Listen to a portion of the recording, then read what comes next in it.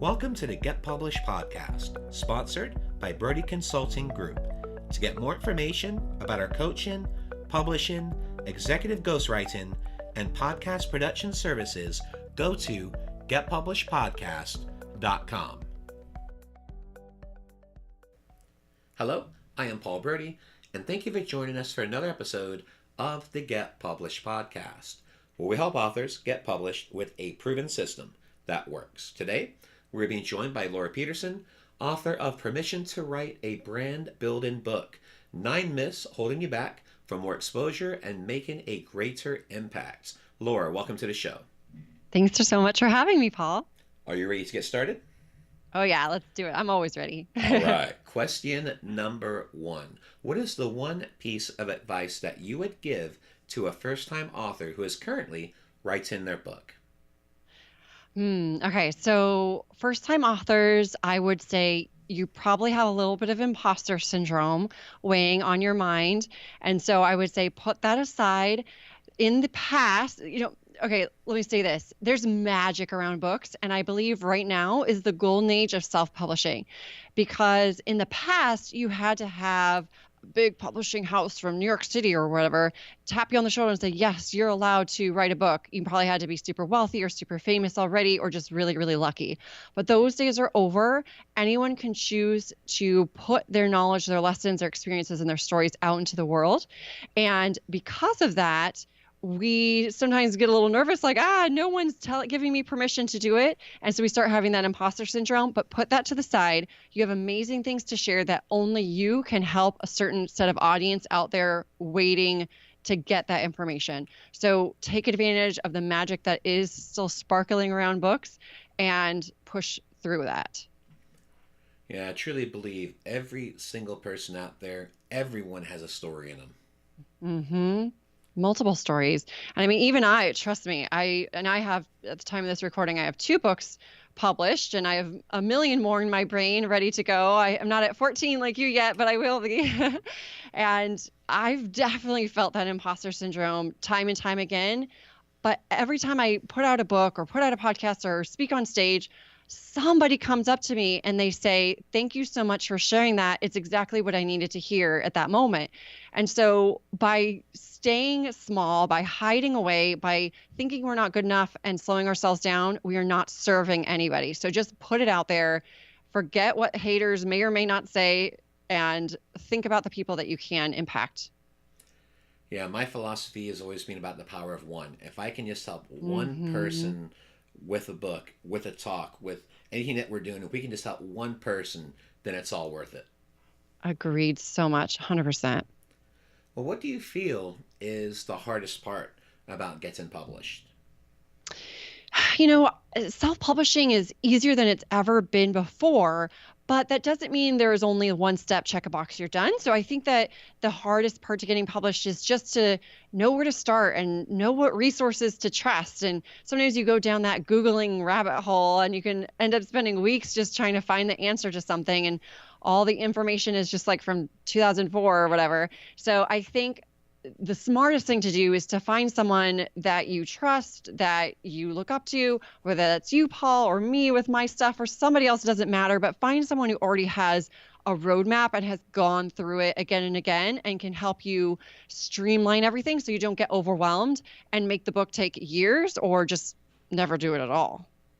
Yeah, I think that's one of the greatest investments a person can make, whether it's with coaching or publishing, but work with someone who has a proven system, work with someone who has been in the trenches, who has been in your shoes, and has gone through that journey, because it's going to give you acceleration, it's going to give you implementation, it's going to give you focus, accountability. You're basically hiring a Yoda to help you as your guide in this journey. And it gives you so much peace of mind too, because it gets really stressful when you're like, wait, what do I do next? And things are always changing. So like, I'm sure you see recently that CreateSpace is being completely faded away. So CreateSpace used to be the place where you would publish your book for on-demand printing via Amazon. But as of, what was it? August, September, October of 2018. I'm forgetting exactly when because I've been traveling a lot lately, but they sent out a notification. They said, okay, no more new accounts are happening on CreateSpace. we're doing everything, both Kindle and printing books on demand through KDP, which is Kindle Direct Publishing. So things are always changing. So it's nice to be a part of a group or be working with someone who is their job is to stay on top of those changes so that you don't have to be thrown for a loop. You're going to always know you're going to get the most information from someone who is aggregating that and staying on top of things. Yeah, because the one biggest consistent in anything, whether it's publishing or any other industry, is change, and you have to be on top of those changes. Because same thing happened with Audible. They made changes with their bounty program, and they've made some adjustments now with how they communicate. And the funny thing is, of course, Amazon owns all of this, but Amazon keeps constantly making these little changes. And even with Amazon marketing services, because now every author and their dog has an Amazon marketing service campaign set up. So it's one of those things where you have to be able to adjust, where you have to turn and pivot in a completely different direction and be able to be prepared for that. Absolutely. Well, speaking of Amazon marketing, let's talk about marketing. So please share a marketing strategy that you have used in your book launch that works well. So I wanted to share something that was $0 and also fun. So what I do in coaching my clients and working with my students is I say, my background is in psychology too, by the way. Psychologically, we need to get people to feel involved in our book journey to increase the likelihood that they're going to actually buy our book ever, and especially to buy our book on our launch day if we're trying to concentrate our sales in a short period of time, in a day, in a matter of a few hours or whatever, on our launch day to try to hit number one in our relevant categories on Amazon. So the way to do that, the way to get people feeling psychologically connected to your book and to you, is to be sharing the journey as you go. So a lot of people make the mistake of, well, I decided to write a book, so I'm going to go into my little cave, I'm going to write, I'm going to put it out, and then I'm going to appear magically and say, hey, everyone, my book is now live, please go buy it. And then you get crickets. You just get like 3 sales from your parents and your sibling or whatever. So what you want to do instead is don't go into the cave. As soon as you decide that you want to write a book, put it out there on social media, whatever platforms you're involved in. I personally like Facebook the most. That's where I spend the most of my time. So I go out there and I make a post and put the date, announce it publicly to the world. So if that's 12/12/18, then put that out there and share it. And then along the way, as you're going, keep on sharing, especially emotion. People really connect with that. Be a little bit vulnerable and you'll be blown away by the response you get. So go and do a Facebook Live and say, hey guys, I'm working on my book. I'm about 3 chapters done and I'm feeling nervous and I'm kind of hitting a roadblock. What do you do when you hit a roadblock? Ask questions, get people engaged in having a conversation with you. It's going to help so much. And then the number one most engaged post that I ever make during my book launches and my clients' book launches that just always goes gangbusters is I have a single image that has 1, 2, or 3 visual variations of the book's cover. And I put like a 1, 2, 3 on it or ABC or whatever. And I ask people to vote on which cover the book should use and why. And it just like hundreds and hundreds of comments and engagement. It's amazing. And those people are now going to be more likely to actually buy the book when it's live because they felt like they were a part of your journey. And they got to help choose the cover. That's one thing I've found is the one post that has the highest engagement, always by far, is either a book cover unveiling or choosing different book covers. It works like a charm every single time. And talking about the journey, and I'll give you an example. So with Podcast 101, I was struggling to get that book done. So finally, I just sat down. I had 4 chapters done, and I basically created an accountability system. The accountability system was I bought 2 tickets for the Cowboys game the next day on Monday Night Football, and if I didn't get this finished, then I wasn't going to the game. And I posted about it. So it was probably 12 hours later, 1:37 a.m. Monday morning, I got it done, sent to my editor. We got 17 chapters done, and I posted. First draft is done. Now I can go to the Cowboys game. And it was just funny making that connection, just showing, hey, accountability systems, we're all going to struggle. We're all going to have things going on. But this is what we did to fix it. And then in the next week or so, I'm going to officially unveil the cover, because that always gets such a great attention when you get to show those covers, especially for other author pals. They're like, okay, that's a really good cover. Now, who's your designer? That's true.